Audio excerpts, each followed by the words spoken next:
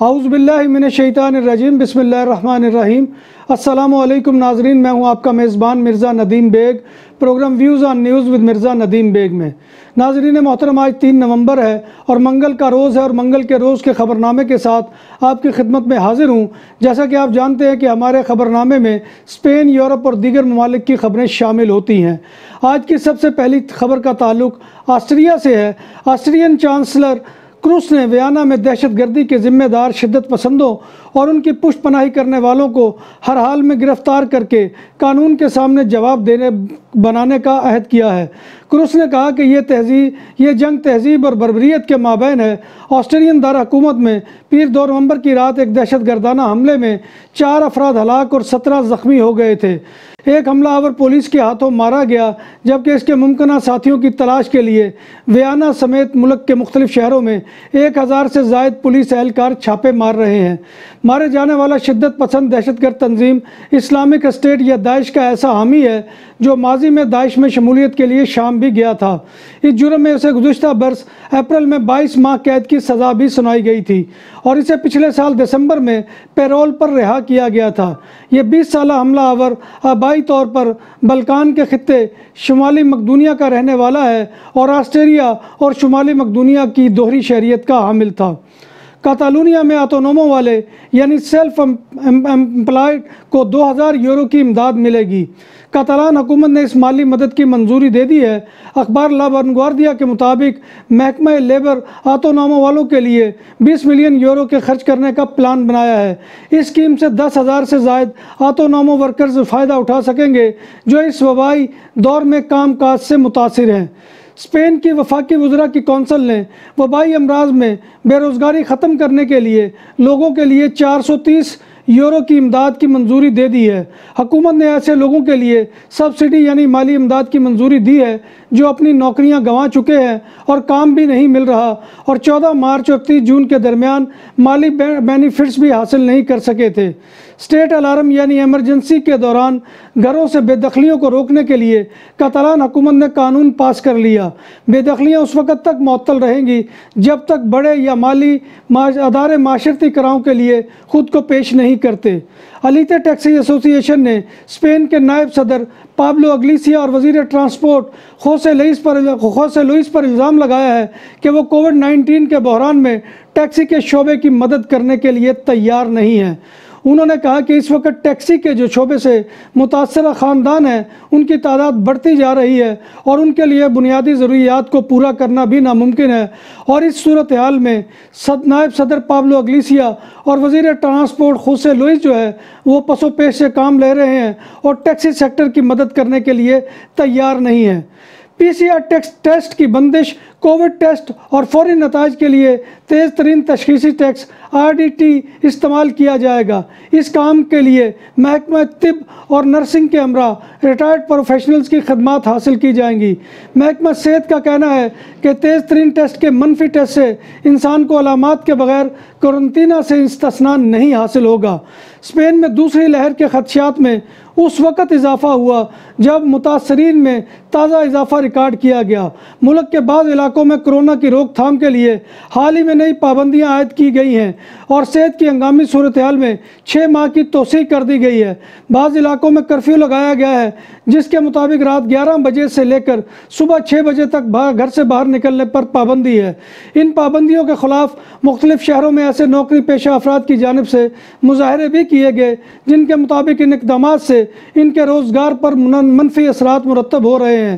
Spain کے علاقے آستوریا میں غیر ضروری سرگرمیوں پر پابندی اور 15 دن گھروں پر پابند رہنے کی ہدایت کی گئی ہے۔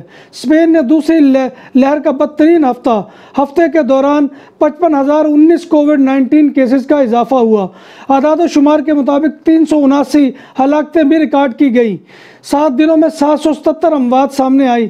24 گھنٹے میں 4,334 کیسز سامنے آئے۔ اسپین میں تازہ ترین اعداد و شمار کے مطابق اسپین میں وبائی امراض کے آغاز سے کووڈ-19 میں ہلاکتوں کی تعداد بڑھ کر 36,257 ہو چکی ہے۔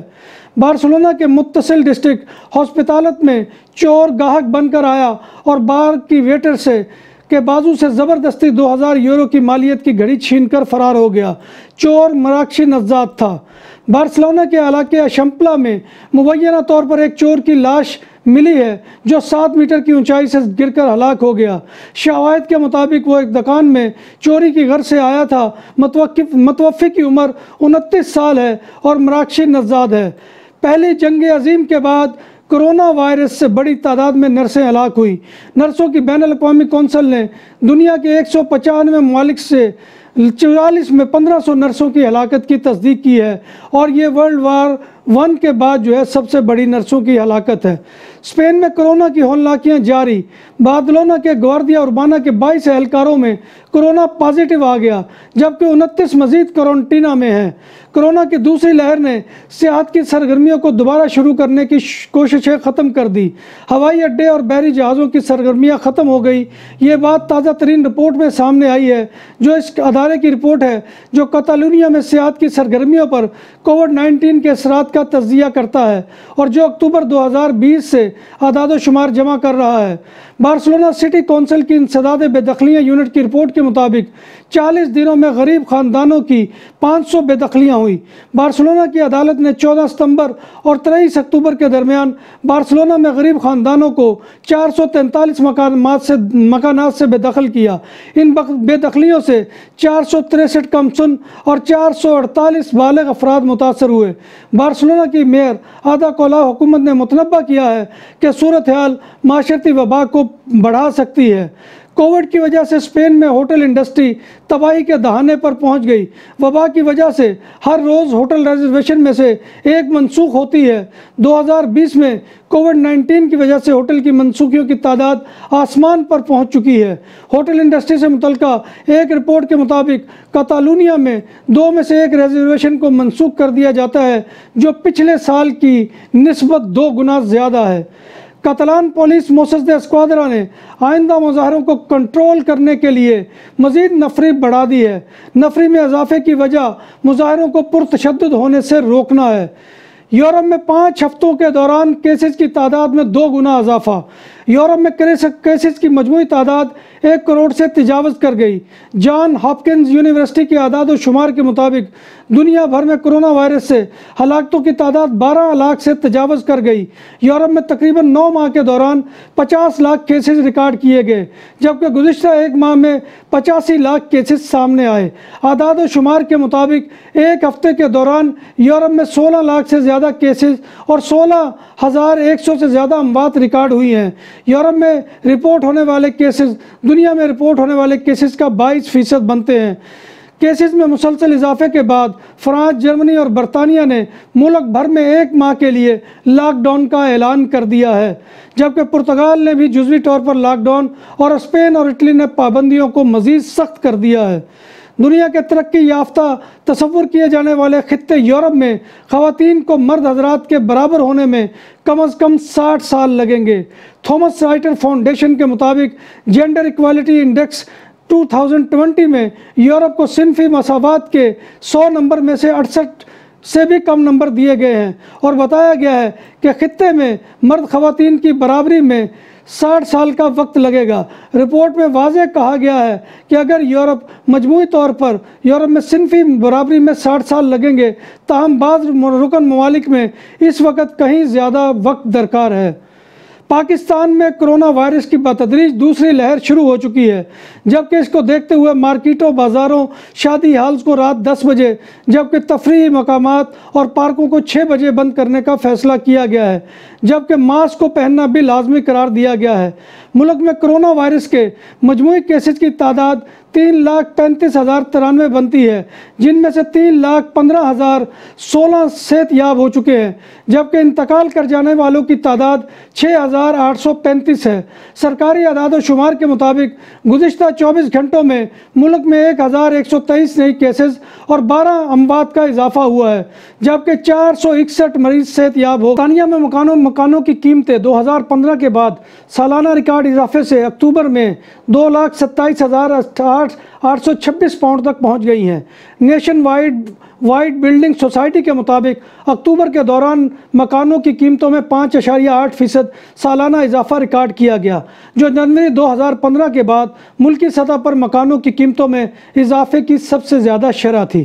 سلطنت عمان نے 100 ممالک کے شہریوں کو ویزا سے استثناء قرار دے دیا ہے۔ گلف نیوز کے مطابق یہ اعلان وزارت خزانہ کی جانب سے حال ہی میں شائع ہونے والے مالی منصوبے میں کیا گیا ہے۔ منصوبے کے تحت 100 ممالک کے شہریوں کو بغیر کسی ویزا کے سلطنت جانے کی اجازت ہوگی، تاہم فی الحال کووڈ-19 کے سبب وزٹ ویزا کی خدمات معطل ہیں۔ ناظرین محترم، یہ تھا آج کا خبرنامہ جو میں آپ کی خدمت میں لے کر حاضر ہوا تھا۔ امید ہے کہ آپ کو ہمارا یہ سیگمنٹ پسند آئے گا۔ تمام لوگوں سے درخواست ہے کہ آپ ہمارے چینل BBC اپڈیٹ کو سبسکرائب کریں، اس کے پروگرام کو لائک کریں، شیئر کریں اور کمنٹ باکس میں آ کے کمنٹ کریں، اور اس دعا پر اپنے پروگرام کا اختتام کرتا ہوں کہ اللہ تبارک و تعالی ہمیں ایمان اور صحت کی سلامتی کے ساتھ زندہ رکھے، اور اللہ تبارک و تعالی پوری دنیا کو آفات اور تکالیف سے نجات دے۔ آمین ثم آمین۔ اسی کے ساتھ اپنے میزبان مرزا ندیم بیگ کو کل تک کے لیے اجازت دیجیے۔ اللہ حافظ۔